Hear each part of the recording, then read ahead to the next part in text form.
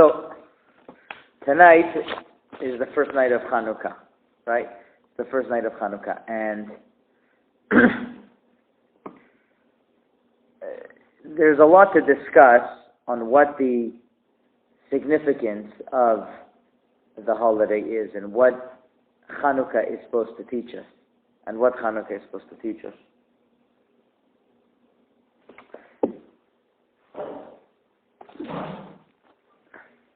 The first pasuk in the Torah teaches us that there's going to be 4 stages that the Jewish people have to go through before they reach Geula. There's 4 stages. There's the stage of Babylonia. Then there's the stage of Mitzrayim. There's the stage of Bavel.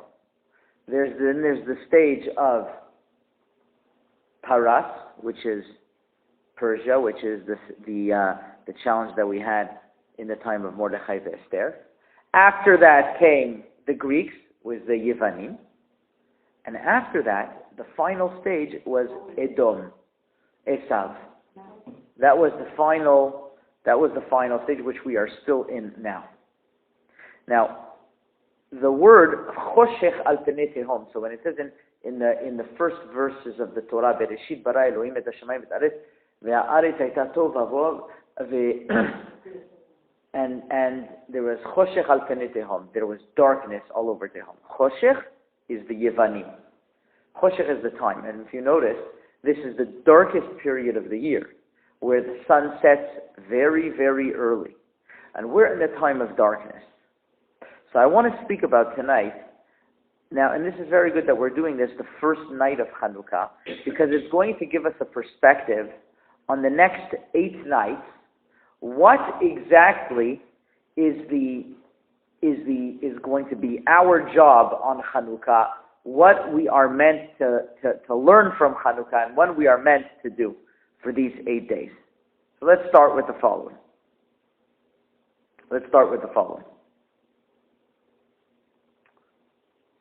What did the Yevanim want to do to us on Chanuka? What was their gezerot? What was their decrees that they decreed against us on Chanuka?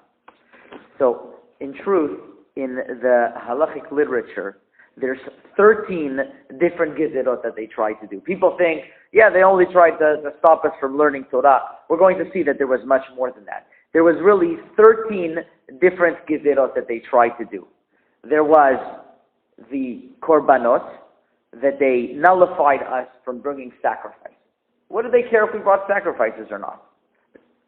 They made a gzera against the korbanot. Then they made a gzera against the ner tamid, which is the eternal light in the Beit HaMikdash. Then they fought against Sukkot, believe it or not. Sukkot. I don't know why. Sukkot. Then there was the famous 3 decrees: Shabbat, Rosh Chodesh, and Brit Milah. They also fought against the ketubah, a woman's ketubah. Interesting. They didn't let us dress like Jews. They broke the boundaries of the Beit HaMikdash. They didn't let us learn Torah in public. Okay? And they made us write on the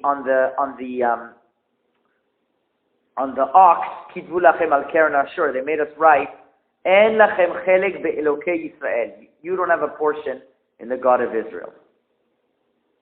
So how many is that already? Let's count. Korban, the sacrifices. They didn't let us have the ner tamid. That means the light that was always in the Beit HaMikdash. They made us extinguish.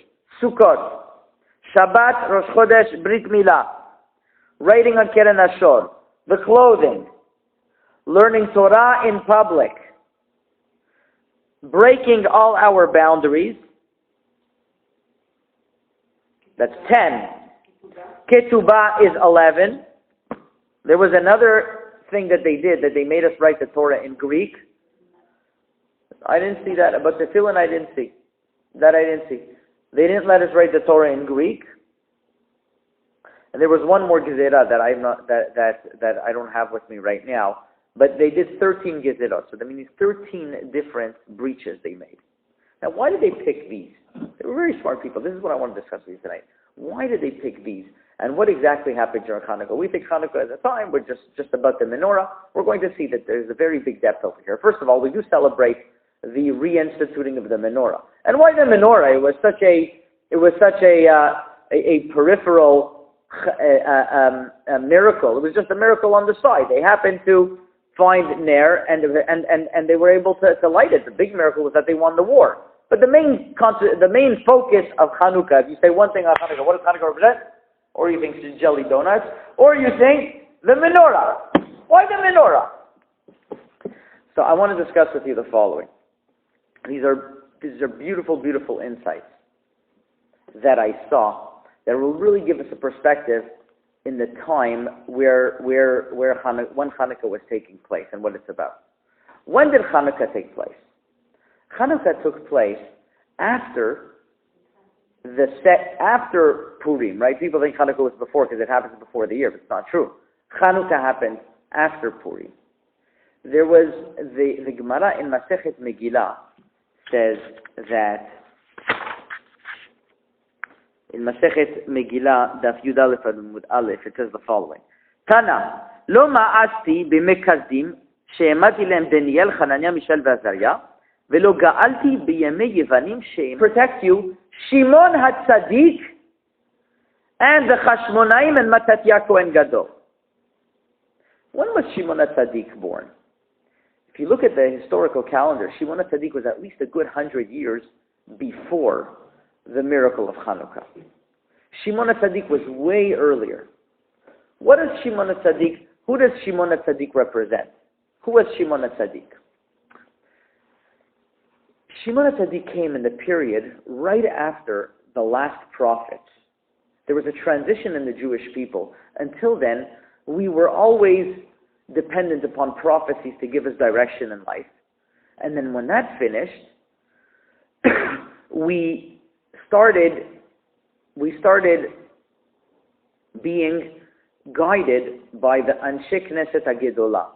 The Anshe Knesset HaGedolah were the body of sages led by Ezra Sofer, and they really recorded the Sidur, and they recorded the Jewish law as we know it, and that came right after the periods of the prophets. That came right after the periods of the prophets. Now these Anshe Knesset HaGedolah, they came right after the time of prophecy, and they did a very important thing. They killed the Yetzer Hara of Avodah Zarah. They killed the Yetzer Hara of idol worship. Right? There used to be a Yetzer Hara, a great Yetzer Hara of idol worship that if we would have it nowadays, we'd be running after. We think nowadays, oh, what's the big deal? I see these Buddhist saws, these Buddha things all the time. I don't have any need to bow down to these things. What do I care? We don't understand that in those days, the Yetzer Hara, the evil inclination for the idol worship was so strong that if we would have been there's no way. We have to understand that there was prophets that lived a double life. They used to go to the Avodah Zarah, and then during the day they would go to prophecy school.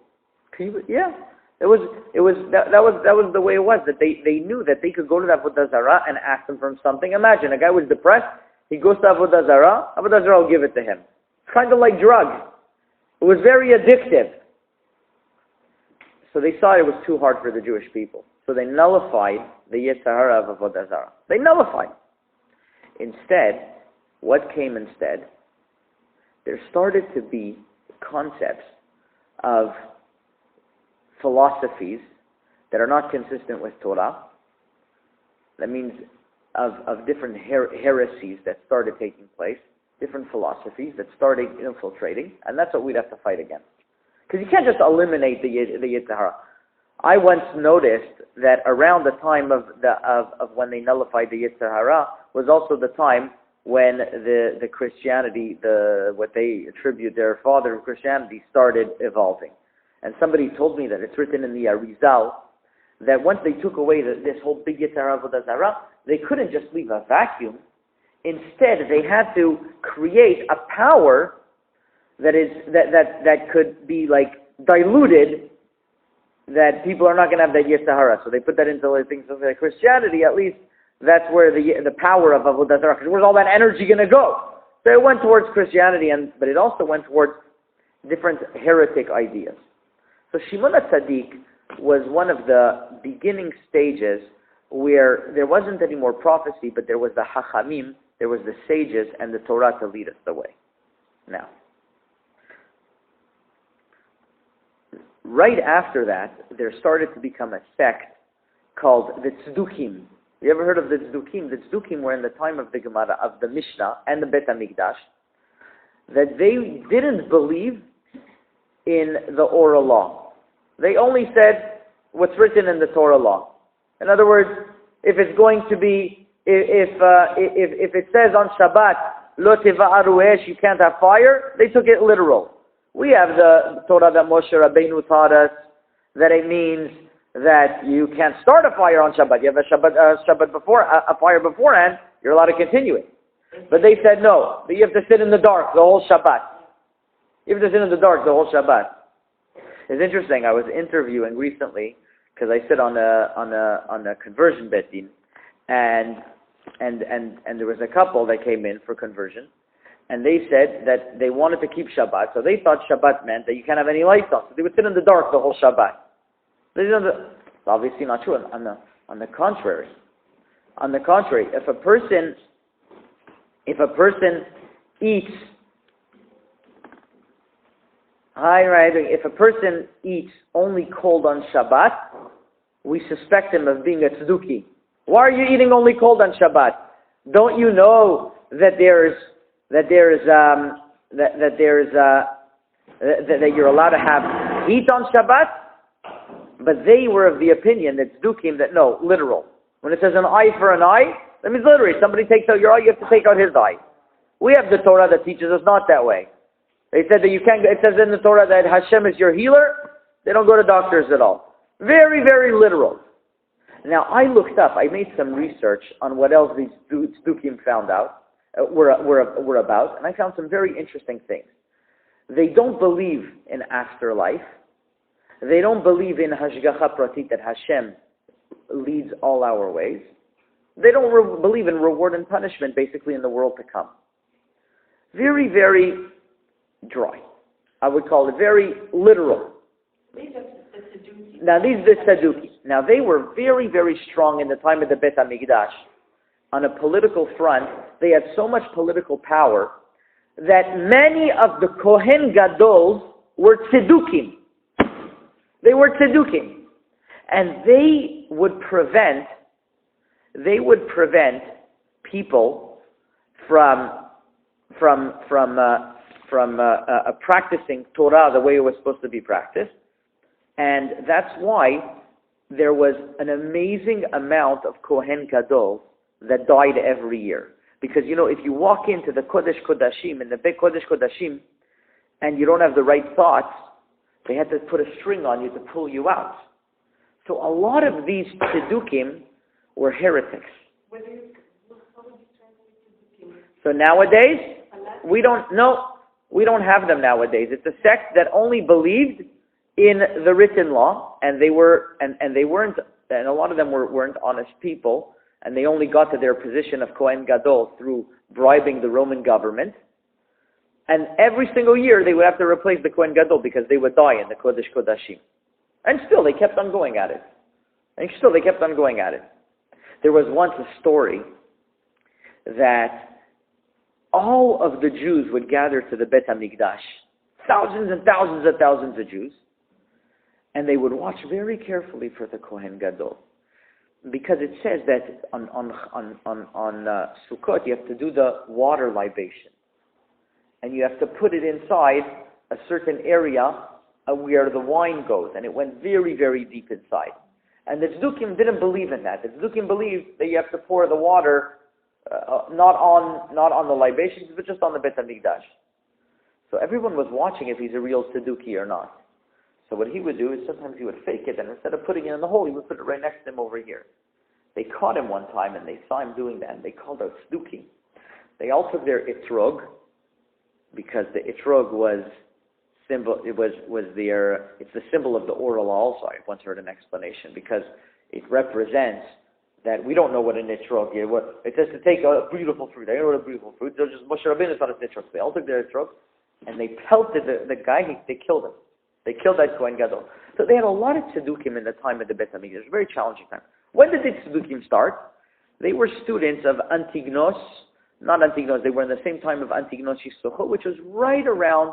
It was right by the time of Chanuka. So the tzedukkim were very, very strong. And then you had the Yevani. The Yevani were an interesting group of people, the Greeks. They came along with their philosophy that everything comes from Yefet. Yefet Elohim liyefet. Just external beauty and nothing deeper. Nothing deeper than that. They were now this is let's get an insight on what exactly the Yevanim wanted to do to us. They made one gezerah, like puzzling. They said the following: translate the Torah into Yevani. Translate the Torah into Greek. Why? What do we care? The day that the Torah was translated into Greek, it was on the 9th of Tevet. It was a national tragedy. As a matter of fact, some rabbis say that nowadays a person should fast not only on the 10th day of Tevet, on the 9th day of Tevet also, which is not so far away, like 3 weeks away, 2 weeks away. Why? Like, who cares? Who cares that we translated the Torah into Greek? Why was that such a big deal? Everything shook when we translated the Torah into Greek. So I'm going to give the answer that the Hatam Sofer gives. And once we give that answer, we're going to understand a deeper insight on all of those 13, well, we said 12, different challenges that the Greeks did against us. Number one, they translated the Torah into Greek. So what? What did they want from there? I want to ask you another question. Why is it that we make a bar mitzvah boy go through the effort of reading the Torah without any dots, any nikudot, without any ends of pasuk? You ever thought about that? It's so hard. We are not allowed to write any dots, any nikudot in the Torah. You have to know how to read it on your own. Why do we make it so hard? Why so difficult? So nobody else can read it? On the contrary, we want everyone to read it. No, but even Jews have a hard time. Non-Jews, they don't know Hebrew. The answer is like this. Torah's letters are infinitely deep and have an amazing amount of depth and explanation into them. It doesn't have white spaces and also the black writing. Both have meaning. They also have meaning. And there's the crowns that have the meaning. You realize there are crowns in the Sefer Torah. Rabbi Akiva used to know the meaning of even those crowns. Even those crowns. I say the following story. You're not going to believe me, but I have a book that I could show you. This story is written in the 1700s from the Gaon from Vilna. The Gaon from Vilna lived 200 years. One day, Pesach morning, he woke up, he was all depressed. They asked him, "Why are you depressed, Rabbi?" He says, he dreamt of different explanations on a pasuk in the Torah, on a verse in the Torah, and he doesn't remember them. And he knows why he doesn't remember them. Because you're not supposed to think about Torah until you make the blessings on the Torah. Really, it's only if you say them. You're allowed to think before. But he was of the opinion, even you can think of those blessings. So he thought about that before he said Birkat Torah. So he was so sad and that he lost all these explanations. And he thinks it was a punishment because he thought Torah beforehand. Imagine that was our worst thing. So the next day, they saw him happy again. They said, "What happened?" He said, "I was able to retrieve back most of the explanations." They said, "How many explanations?" He says, "You should know. It was on the verse like this. There's a verse in the Torah. Ve'alu ze ba'negev. It means they went up to the Negev. That's all it's written over there. How many explanations can you have on that pasuk? 2,260 explanations on that one pasuk. And in one of those explanations, he was able to know the function of each limb in our body. Each limb in our body, he was able to know what mitzvah correlates to which limb. 2,260. That's one pasuk in the Torah. Because the letters have so much light and depth and meaning to them that you translate it into English, you are making it elementary. You are making it simple. You are taking away its depth. You're just saying, on the outside it's beautiful. So that's what the Yevanim were about. Make the Torah just nice cultural stories. It's nice. It's very palatable. You could say this. Take away all the depth. What do you do when you take away all the depth? It's not the chokhmah. It's not the wisdom that leads our life anymore. All it is it's a nice thing. And that's what they were after. The Yevanim weren't after killing us. That the Persians tried. The Greeks didn't try that. They didn't try to kill us at all. What they tried to do is take away our Torah. They tried to make our Torah. They tried to reform us. They tried to tell us, you don't have to follow the Torah in what the Torah means. Now, what does the Torah mean? Once we were taken away from prophecy, now we were going to get into a stage of chokhmah, of wisdom. Wisdom would have to lead our lives. Wisdom leading our lives meant that Torah is not just a subject, it's a wisdom that has to teach us the way of life. It's depth. It's not just face value, just a nice subject. It has depth and it's light. That's why Chanuka is about lighting the darkness. It's light. So let's look at these 13 gezerot. The common denominator between these 13 attacks that they had against us was one thing. They wanted to take away our connection to Hashem. All of these 13 things show that the Torah is a wisdom. It's light that guides us in our connection to Hashem. Let's look at it. A korban. It's a connector between us and Hashem. It's a way that we communicate. It's a prayer to Hashem. The Ner Tamid is also that Hashem had the Ner Tamid to say, as long as that's lit, I love you and I have a connection with you. Sukkot. What's the Chag Sukkot? We go in there to have a connection with Hashem, that we are in His wings. Shabbat. It's a brit. Rosh Chodesh.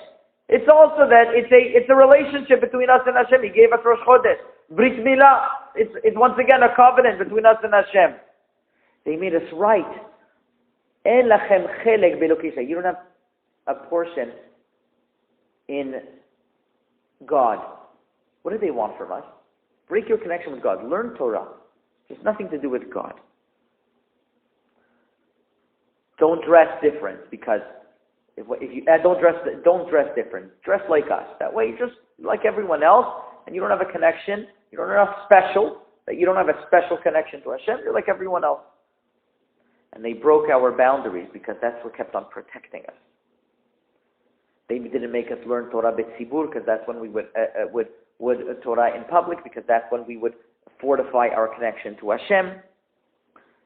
They made us translate the Torah into Greek, like we mentioned because they made that superficial. All of this leads to the same, and the ketubah, obviously, which makes a simple act of marriage, it makes it sanctified. It shows that there's more to just living life externally. A man likes a woman, they get married. There's kiddushin, it's kadosh, there's holiness, it's a union, and it's together with partners with Hashem. They wanted to destroy all of it. They wanted to destroy our Jewish marriage. Oh, and that was the 13th thing was nidah. What do they want from nidah? Because once again, that shows purity. And they wanted to take any connection of purity, anything to do with holiness, just make the Torah simple, nice stories, and that's it. I want to tell you something.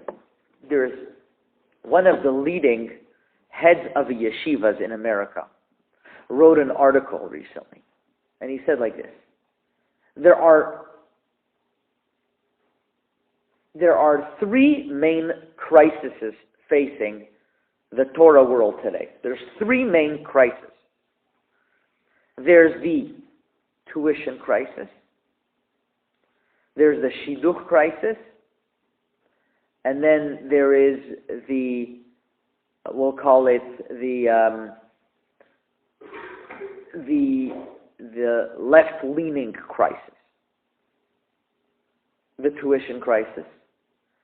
That many parents don't want to have large families because they don't know how they would send their kids to Jewish schools. Like Rabbi Skobach spoke on Friday night over here. He said somebody wanted to convert their family. He says, okay, fine. You're going to send your kids to, where do you live? Arkansas. How many kids do you have? Well, I have 5 kids. You know how much it costs Jewish school? So he told them between 10 and 20,000 a kid. He says, how much do you make a year? 40,000.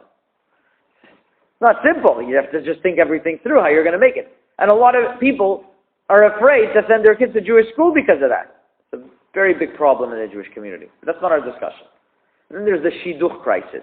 Many, many, many people cannot find their shidduch. And that's also a big crisis. And number 3 is that people sway after all different types of ideas of leaving the world of Torah for other ideas and ideologies that there are. But he says that's not the real crisis. That's not the real. There's one major crisis that overcomes all these crises. That really takes the cake, as we would call it. And that's the crisis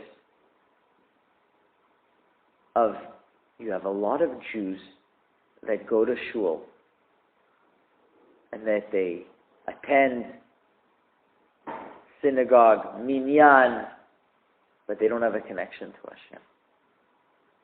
They don't have a connection to Hashem. And that's a crisis that's worse than all of them. And don't think it's only in communities that are not so observant. Even in the most observant communities, people could be wearing black hats or this hat or that hat. A lot of people come to synagogue and they're just there socially. They don't have and they're not there for a connection with Hashem. And that's the worst crisis that there is.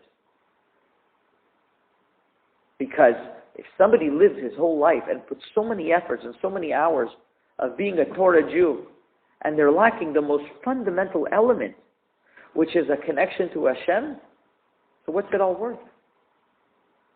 What does a connection to Hashem mean? What does a connection to Hashem mean? I want to tell you like this.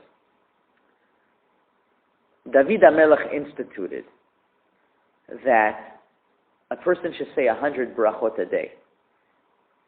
It's not so simple. A woman who doesn't pray 3 times a day, it's not so simple how she's going to get those 100 brachot. Some poskim say a woman is not obligated in 100 brachot. Some say no, she should try as much as she can. But the concept behind 100 brachot, 100 brachot, was every time a connection to Hashem. Every time you say, thank you Hashem, brachot Hashem. Prayer, tefillah, is the key to connection between us and Hashem. That's the key. Thank goodness the Yevanim didn't find out about that to nullify that, because that would have been the first thing. Tefillah, prayer, is our connection to Hashem. And we have to put in our efforts in praying, even if we don't have time for saying a lot of time tefillah. But a little with kavanah, a little with proper thought, is better than a lot with no thought whatsoever. Tov me'at b'kavanah, me'harbe shelo b'kavanah. It's very important in tefillah to concentrate on even doing a little bit, but properly. Because that builds our connection with Hashem. No matter what they're singing or whatever else, you just put yourself into a state of mind. Right now, I'm connecting to Hashem. Because this is what the Yevanim wanted to do now. This is what Chanuka represents. Chanuka is not about the fight that we were strong. It's not about that they tried to kill us physically. There's nothing to do with that. Chanuka was that they wanted to destroy our connection between us and Hashem. I want to tell you a story. In 1944, there was a camp in Bergen-Belsen in the Holocaust. And there was a person over there. He was a respected Rav. And he told all of his bunkmates, we're going to celebrate Chanuka this year. I thought he's crazy. He's losing his mind. There was no way. They didn't hardly get bread. They're going to get oil and wicks and candles and a mat. Where are they going to get all of that? He says, I don't care. We're going to celebrate Chanuka. They wrote on the wall every single day when Chanuka is coming, little by little, until it was very close to Chanuka, and he once took a walk. He took a walk, and he saw a bump. He saw a bump where he was working. Took a walk where he was working, saw a bump. He uncovered that bump, and he found a flask of oil, wicks, and 8 cups. He couldn't believe it. They lit Hanukkah that year in Bergen-Belsen. He then moved to America after the war. He was able to be free from the war. He moved to America. And he had an audience with the Satmar Rebbe, the Rebbe from Satmar, the big tzaddik. The Rebbe from Satmar also went through the Holocaust. And he told him, I was once in Bergen-Belsen also, and I bribed one of those guards to be able to let me bury somewhere a Hanukkah menorah so I could use it during Hanukkah time. But those Rishayim didn't let me use it, and I wasn't able to use it. He says, no, don't worry. We found it, and I lit it. And the Rebbe heard that and he was very content. So Hashem keeps on performing Chanukah miracles when we just have to look out for it. Yeah. I just wanted to visit one of the women from Israel. Yeah. Last year I went to visit one of my friends. Hashem is saying like this, you want to have a connection with me? You could have it. Just believe me. Just believe me that I am there with you. And I am going to open up the doors of light if you just look for me. Now, I wanted to say the following. The Yevanim were about destroying our connection with Hashem. Now we're found in a different period in history, where we have other people who are destroying our connection with humanity by saying that we are the right truth. They could go into a school like they did today and murder 141 people, 132 kids. Like, what type of sick people is this? Like, you have to understand. What type of sick people have an ideology of killing innocent children and going into synagogues and butchering people and going into cafes and hostage people? This is the final galut that we're in. You see, every single year the Ramchal says we have Chanukah is another time where we rejuvenate the fight that we had between the Yevanim and the ideological fight and what they wanted to do to us. Every single year we go through that again. So this part of the year we have to fight against all the heresies and all the bad ideologies that people had against us. And what did they have against us? Taking away our connection to Hashem. So during this part of the year, we have to concentrate on our connection to Hashem.